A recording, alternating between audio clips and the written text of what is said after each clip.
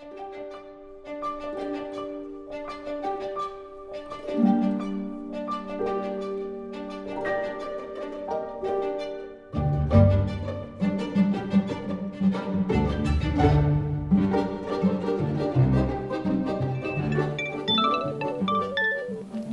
de thérapie Brévaline, bonjour. Oui, c'est pour vous, pour l'un de vos enfants, madame.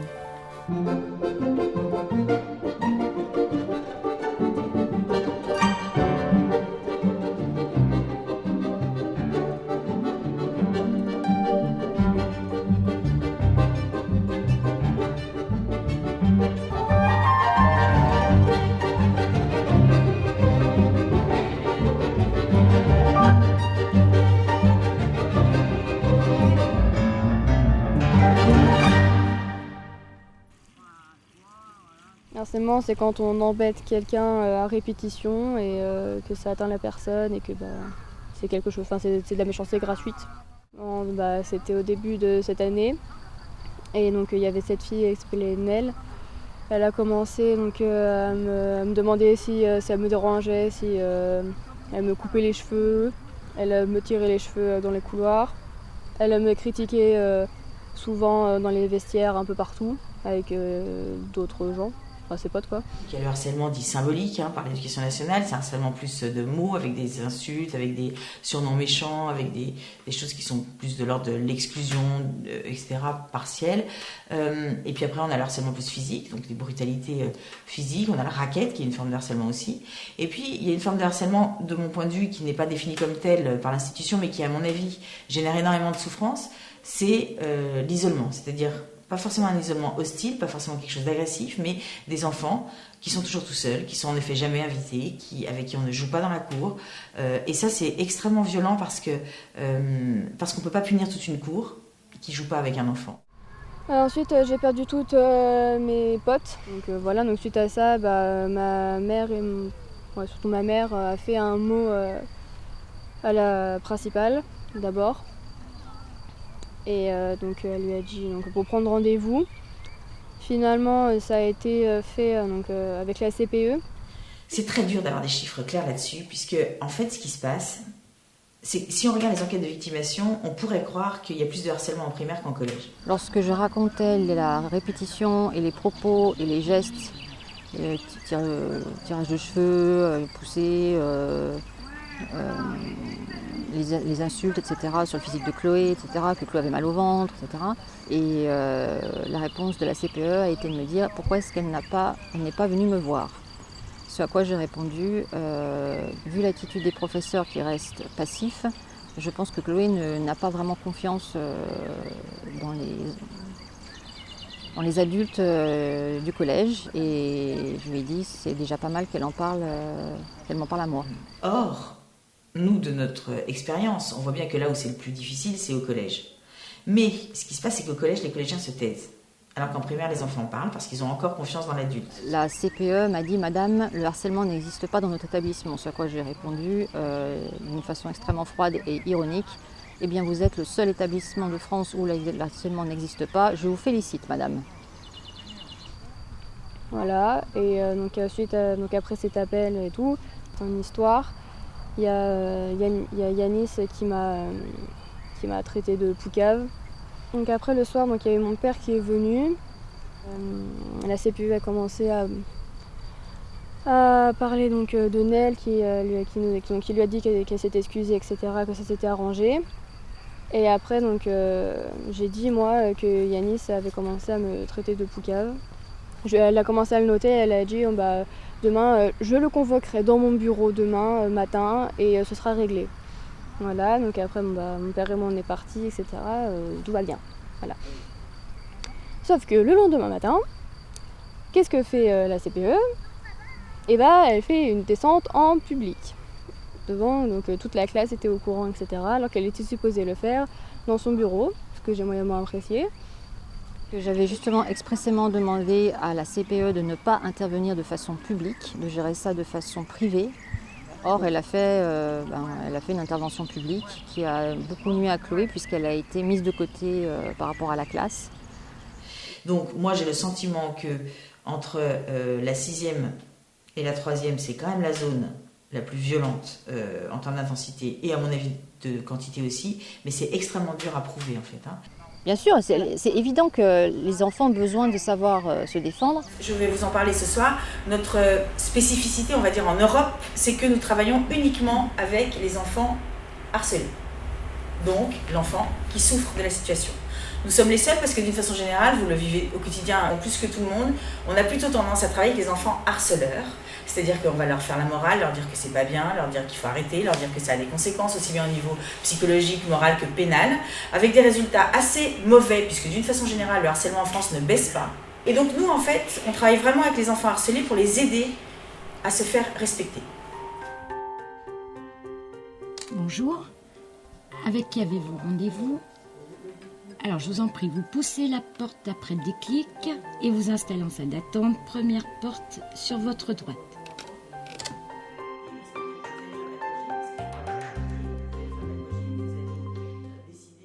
Alors, ici sur ce centre à Mâcon, on a une patientèle assez, on va dire, partagée. On a à peu près 50% de cas qui sont liés aux souffrances scolaires, donc qui viennent en effet chez chacun scolaire. Et puis l'autre moitié qui vient dans le centre à 180 degrés, qui est en fait le même, mais qui traite de problématiques plus généralistes. Et donc, sur la partie chagrin scolaire, ce sont des enfants, des préadolescents, des adolescents et leurs parents.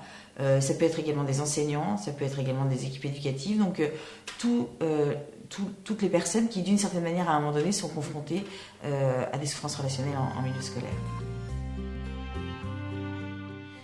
Alors ici, on a donc ici dans ce centre à Mâcon, qui est vraiment un petit peu le centre où tout a commencé. On est maintenant 5 psychopraticiennes.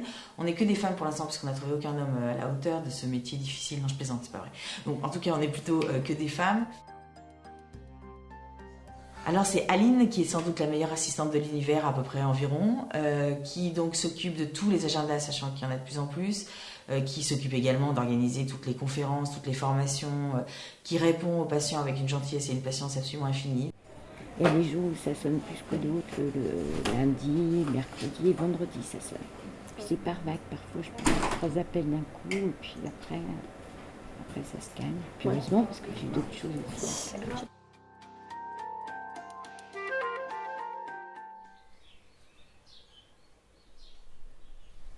Alors je suis la maman de Nathanaël qui a bientôt 9 ans et qui est dans une petite école de village avec 3 classes, plusieurs niveaux. Et voilà, Nathanaël a eu des difficultés l'année dernière notamment avec ses camarades. Je me faisais exclure, c'était pas très marrant quand même. Ouais. Il m'embêtait parfois, donc il venait me... jouer à un jeu tranquille et il venait me chercher et tout, enfin des trucs comme ça quoi. Alors ça avait commencé déjà en CP, il était un peu en rivalité avec un de ses camarades qui était un peu leader. Il disait non tu joues pas, non tu vois. Et puis il me disait tu sais maman je vois qu'il m'aime pas, je sais pas pourquoi il m'aime pas, mais moi j'essaie de les aimer quand même. Alors ça me faisait trop mal au cœur. Après il y en a qui faisaient leur chef, donc c'est eux qui commandaient et tout. Par exemple j'étais dans une équipe, dès qu'il y avait quelqu'un de nouveau ils disaient non maintenant tu pars, enfin c'était... Et du coup en CP c'était déjà compliqué, ils nous disaient Valentin m'a fait ci, Valentin m'a fait ça. On commençait à essayer de lui donner des solutions pour répondre, etc. Et puis en CE1, finalement, ça s'est encore plus cristallisé et il a commencé à nous dire qu'il voulait changer d'école, carrément. Puis même un jour, tellement que j'en avais marre, je voulais partir de l'école. Ouais. Après aussi, ça peut faire mal, comme ils peuvent te taper, pousser, donc aussi ça fait pas du bien. Surtout, ils me taquinaient, enfin, ils me disaient des choses. Aussi quelque chose qui nous a alertés, c'est son comportement à la maison par rapport à ses sœurs, notamment sa petite sœur Faustine. Il se mettait vraiment à la rabaisser dès qu'il pouvait, à lui parler mal, à la mettre de côté aussi. Et du coup, forcément, il se faisait gronder. Et puis en pleurant, il nous disait qu'à l'école, ça s'était mal passé, que de toute façon, il avait passé une mauvaise journée. Donc, on est allé voir la maîtresse. Et t'en as parlé à ta maman et ton papa? Oui. Ils ont dit quoi eux? Qu'il fallait en parler à la maîtresse. Et la maîtresse nous a confirmé qu'effectivement, elle était contente de nous voir parce qu'elle voyait que Nathanaël était mis de côté dans la cour, qu'il était souvent tout seul. Et voilà, il venait aussi la voir pour se plaindre, mais pas trop, parce que sinon il se fait rabrouer par ses petits copains, tu vas voir la maîtresse. Donc voilà, il était un petit peu en difficulté. En consultation, ils ont essayé plein de choses intelligentes souvent et qui n'ont pas fonctionné. Et à partir de là, l'école de Palo Alto dit donc comme ça n'a pas fonctionné et qu'on l'a essayé 10 fois, 100 fois, 1000 fois, l'idée alors peut-être qui serait intéressante, c'est d'essayer exactement l'inverse. C'est pour ça d'ailleurs qu'une partie de notre cabinet s'appelle à 180 degrés puisque on va aider nos patients, quelle que soit la problématique pour laquelle ils nous sont envoyés, on va aider nos patients à opérer d'une certaine manière des virages à 180 degrés de ce qu'ils ont tenté de mettre en place pour résoudre le problème jusque-là. Donc voici l'exemple de Rose. Donc Rose, elle a 7 ans, elle est en CE1. Et sa maman me l'amène parce que l'institutrice a dit que ce serait bien d'aller consulter. D'aller consulter pourquoi? Parce que visiblement Rose, me dit-on, gère mal ses crises de colère. Et donc je mets la maman en salle d'attente et donc je dis à Rose, explique-moi un peu ce qui s'est passé pour que la maîtresse dise ça. Et elle me dit, c'est parce que j'ai donné un coup de pied à Kevin. Alors je lui ai dit, tu as donné un coup de pied à Kevin, c'est que donc ton pied est parti tout seul, comment ça se passe? Ou alors donc tu avais des raisons peut-être, je ne sais pas. Enfin, il y a forcément une histoire. Elle me dit, oui, depuis septembre, Kevin n'arrête pas de m'embêter. Il vient vers moi et dans mon oreille, il me dit, alors Rose, la grosse baleine, t'es toujours aussi moche. Ou alors il se met derrière moi dans la classe et il me tire les petits cheveux. Donc les petits cheveux sont les cheveux que nous avons dans la nuque ici, qui sont très courts et ça fait extrêmement mal. Regarde, quand on les tire, t'as vu, ça fait hyper mal. Donc il lui fait ça comme ça, dès que la maîtresse elle doit tourner, il lui tire les petits cheveux. Il lui fait des balayettes dans les escaliers. La dernière fois, il lui a mis de la colle dans les cheveux, donc elle a mis beaucoup de temps en fait à s'en débarrasser. Donc c'est là où elle lui a donné un coup de pied. D'accord? Je lui dis mais il te fait ça à chaque récré? Et elle me dit à chaque récré, toutes les récrés. Donc, elle me dit, donc moi j'en ai vraiment trop marre et ce que je voudrais c'est que tu me changes d'école. Et je me dis qu'on a la chance d'avoir sous la main Kevin Premier quand même, parce qu'il est un petit peu balèze comme ça, et que donc on pourrait se le faire par exemple, pour t'entraîner pour la rentrée prochaine si jamais tu changes d'école. Elle me dit, ouais. Tout de suite je m'intéresse évidemment, bien entendu. Alors, avant ça, parce que c'est toujours la question que je pose aux enfants, mais aux adultes aussi, lorsqu'ils viennent consulter, je lui dis, raconte-moi un peu, déjà, avant que je puisse y réfléchir, ce que tu as fait toi pour qu'il s'arrête en fait de t'embêter. Et elle me dit d'abord j'en ai parlé à maman. Et c'est souvent ce que disent les mamans d'ailleurs. Tu n'as qu'à faire comme si tu n'entendais pas. Et ma question quand même, c'est à partir du moment en effet où on ne répond pas à la violence par la violence, ça veut dire quoi en fait quand on a 7 ans et qu'on se fait harceler en permanence, tirer les cheveux, houspiller, insulter, ça veut dire quoi? Ne pas répondre à la violence par la violence. Le point commun entre le fait d'en avoir parlé à sa maîtresse, d'en avoir parlé à sa maman et de lui donner un coup de pied, c'est que le message qu'elle a envoyé à Kevin, en global, c'est arrête. Excusez-moi, on ne lit pas très bien. En sous-titre, en implicite, ce qu'elle lui envoie comme message également, mais si tu continues, il n'y aura pas de conséquences de ma part. Parce que moi, je ne sais pas me défendre. Ce qui veut en gros dire quand même, continue. Et donc, j'ai dit à Rose, voilà, donc moi je me dis que tu as quand même beaucoup dit à Kevin d'arrêter, que ça ne marche pas, donc je me dis qu'il faudrait qu'on essaie exactement quelque chose qui soit à l'opposé, quoi. Et elle me dit, oui, mais sauf que l'inverse d'arrête, c'est continue. Je dis, en effet, c'est ça. Et là, elle me regarde et elle me dit, et sinon, ton métier, tu l'as appris dans, je veux dire, longtemps? C'était long comme... Ils sont sympas, les gamins, c'est un vrai bonheur. Je dis, oui, c'était long et hard en plus, tu vois ce que je veux dire? Et donc, non, mais je lui dis sincèrement, moi, mon idée, c'est qu'on fasse exactement l'inverse d'arrête. Et l'inverse d'arrête, c'est continue et contemple les conséquences de ma part. Parce que, en fait, ce qu'on va faire, c'est qu'on va faire en sorte qu'il n'ait plus du tout envie de continuer ça, parce qu'on va lui faire une expérience, enfin, je ne dis pas ça comme ça, c'est à vous que je dis ça, une expérience émotionnelle correctrice. Donc, je lui dis, voilà, je me pose une question qui est la suivante. Qu'est-ce qui se passerait si, ce soir, cet après-midi, quand tu repars à l'école, et que Kevin vient vers toi pour te réinsulter ou pour t'embêter ou pour te tirer les petits cheveux, qu'est-ce qui se passerait si tu lui disais Les grands, ils disent un truc bizarre. Ils disent que quand un garçon embête une fille, c'est qu'il l'aime, tu m'aimes.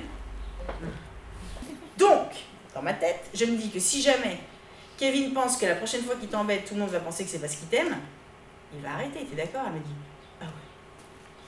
Je dis donc, je trouve que ce serait intéressant d'essayer. Donc 15 jours plus tard, Rose revient et je lui dis, comment ça va chérie? Elle me dit, pas trop bien. Alors je dis, pourquoi ça va pas trop bien? Qu'est-ce qui se passe, chouchou? Elle me dit, j'ai pas pu dire ma flèche. Alors je dis, pourquoi t'as pas pu dire ta flèche chérie? Elle me dit, parce qu'il m'a plus embêté, il m'a offert une grosse bague rose en plastique. Je dis, pardon. Pardon? Je vous raconte ça parce que c'est extrêmement intéressant. En primaire, 50% des enfants, donc nous on en reçoit à peu près entre 400 et 500 par an d'enfants harcelés, donc on en reçoit quand même un certain nombre maintenant, on a un beau matériau de recherche. Donc 50% des enfants à qui on donne une flèche de cet ordre-là en primaire n'ont pas à la lancer. 50%. Pourquoi? Parce qu'il y a un changement de posture. Et que comme ils ont la flèche, en fait la mère de Rose me le raconte extrêmement bien, elle me dit en fait, donc elle était, comme je vous le disais avant, elle faisait partie de ces enfants très recroquevillés, très à l'intérieur et tout ça, elle me dit l'après-midi même, on va à l'école, elle est devant le portail, et elle est que ça. Viens. Et donc, Kevin qui passe à ce moment-là se dit, tiens, je vais pas y aller plus tôt, parce que parfois les hommes ont de l'intuition. C'est ça qu'on peut voir avec cette expérience collective menée sur des classes de primaire. Les maîtresses, elles ont super bien réagi. Déjà, la maîtresse de Nathanaël, Anne-Cécile, elle a été très, très touchée par notre démarche, par Nathanaël. Elle lui a dit qu'elle allait vraiment veiller sur lui particulièrement, qu'elle serait très attentive dans la cour à ce qu'il puisse jouer, qu'il ne soit pas exclu des jeux.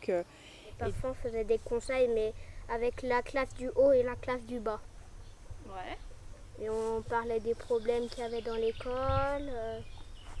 Et puis la directrice elle-même a organisé des conseils de classe dans les classes de CP1, CE2 et dans les classes aussi de CM1, CM2 pour parler de la bientraitance des autres, du respect, etc. Ils ont fait un gros travail là-dessus. Comme il faudrait arrêter, il faut jouer tous ensemble. Maintenant, je peux jouer avec tout le monde. Yanis, c'est à peu près arrêté. Et après, en fait, il y a eu des périodes où, en gros, des fois, ça se calmait. Des fois, quand le groupe de Nel, il me réembêtait, etc. Il y a même des fois où j'ai dû aller pleurer aux toilettes parce que je me sentais vraiment pas bien. Il y a aussi eu des périodes où j'avais mal au ventre avant d'aller au collège, dans le bus, etc. Donc j'étais stressée parce que voilà. Chloé a dû changer, a changé. Elle s'est endurcie. Elle est devenue, puisqu'elle me le dit, puis voilà, je le sais, elle est obligée d'être beaucoup plus agressive. Et après, jusqu'à aujourd'hui, c'est un autre pote à Yanis qui me critique sur mon physique. Donc, c'est très important parce que un enfant, évidemment, harcelé ou en situation de vulnérabilité, à qui on dit « tiens-toi droit, sors les épaules, regarde-le dans les yeux, montre que tu n'as pas peur », il ne peut pas le faire parce qu'il a peur. Eux, ils changent de posture conséquemment au fait qu'on les a outillés. C'est ça qui les fait changer de posture. Ça va ? Je pense que Chagrin scolaire est vraiment centré sur outiller l'enfant. C'est vraiment, et puis c'est centré sur le mal-être de l'enfant par rapport à l'école. C'est comment amener l'enfant à trouver des outils par lui-même. Ce que je trouve assez fort, personnellement.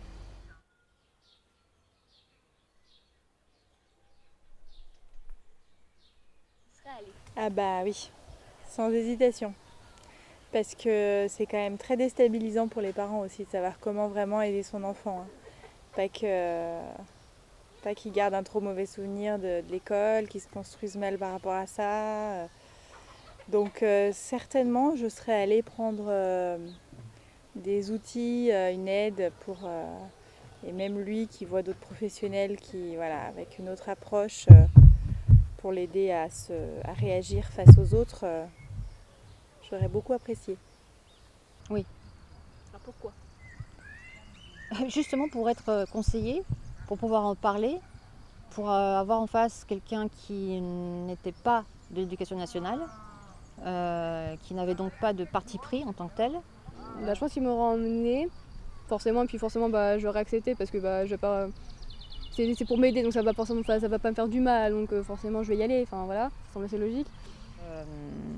Mais je pense aussi que des interventions, ou par exemple la présence d'un membre de chagrin scolaire au sein d'un établissement, disons, je sais pas moi, une semaine sur 2 ou même une fois par mois, pour que les enseignants et surtout les enfants donc puissent aller les voir de façon anonyme, ou pas, comme ils veulent, c'est ça de choisir, afin de pouvoir de se sentir en sécurité et de savoir qu'ils ont quelqu'un à qui parler et qui n'est pas un de leurs enseignants ou de la CPE ou Puron, etc.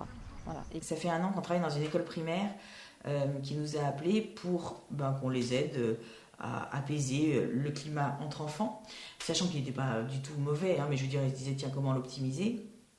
Et donc on a mis en place un protocole assez intéressant, c'est qu'on a interrogé les 200 enfants de cette école sur la qualité de leur relation avec les autres. Et donc on a eu à un moment donné une photo, un instant T de ce climat-là. Ensuite, il y a 2 personnes de l'équipe qui sont allées dans cette école une fois par mois pour recevoir les enfants qui le demandaient, qui étaient en souffrance. Et pendant cette année scolaire, là, qui vient de se terminer, ou qui est en train de se terminer, elles ont eu 68 séances et elles ont reçu une vingtaine d'enfants. Et on vient de repasser le questionnaire 1 an plus tard, et on a sur un item, je ne te donne pas toute là, mais on a sur l'item comment est-ce que tu te sens dans la cour avec les autres, comment ça se passe dans la cour avec les autres, à la réponse mal ou plutôt mal, cette réponse-là, en 1 an, a diminué de 57%. Donc ça, c'est une victoire absolument colossale pour nous, parce que c'est vraiment la preuve que lorsqu'on outille les enfants, le climat s'améliore de façon drastique en 1 an, et sur un échantillon qui n'est pas rien, puisque 200 enfants, c'est quand même une belle population. Alors, je trouve que tout ce qui peut montrer à quel point c'est douloureux, c'est toujours intéressant, mais je ne crois pas qu'on manque de ça. Je pense que la parole s'est beaucoup libérée ces derniers temps, et je trouve que ne parler que de ça, ne parler que de la souffrance, au fond, c'est pas très aidant pour un enfant qui serait harcelé, qui regarderait ce type de reportage. Ce que j'aimerais voir, c'est déjà que la personne qui est harcelée soit une personne qui n'est pas stigmatisée, par exemple qui n'ait pas de problème de poids, qui ne soit pas d'une nationalité différente, qui n'ait pas un problème d'élocution, qui ne soit pas roux, etc.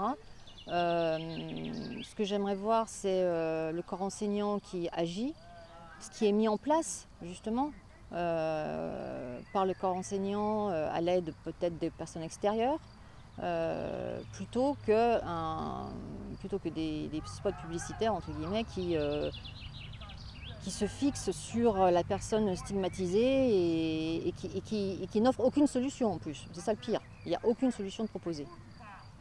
Si on prend 13 Reasons Why, par exemple, cette série qui est bien faite d'un point de vue de la souffrance, encore une fois, c'est qu'on voit des choses très intéressantes, même si ce n'est pas exactement que du harcèlement, on peut en ressortir avec cette idée qu'au fond, la seule solution possible, c'est le suicide.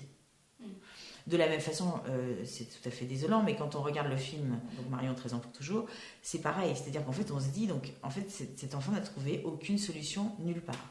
Et je trouve que c'est profondément désespérant, à mon avis, pour des enfants harcelés. Et moi, je me dis, j'aimerais bien des reportages où on parle des solutions, déjà, où on explique ce qui se passe en fait en termes de processus, plutôt que de dire c'est mal, ça fait super pleurer, c'est horrible, qu'on essaye de comprendre ce qui se passe en fait au niveau du processus et qu'on voit quelles solutions on peut apporter à ça en dehors de la prévention, mais vraiment qu'on fasse des reportages qui soient un peu plus optimistes et un peu plus résolutoires. Donc là, on est appelé pour former au Maroc des thérapeutes, donc pour faire tout le parcours fondamental au Maroc. On est sollicité par la Fondation pour l'enfance pour justement évaluer de façon encore plus professionnelle le type d'intervention qu'on a fait dans cette école primaire. On va le faire dans des collèges aussi.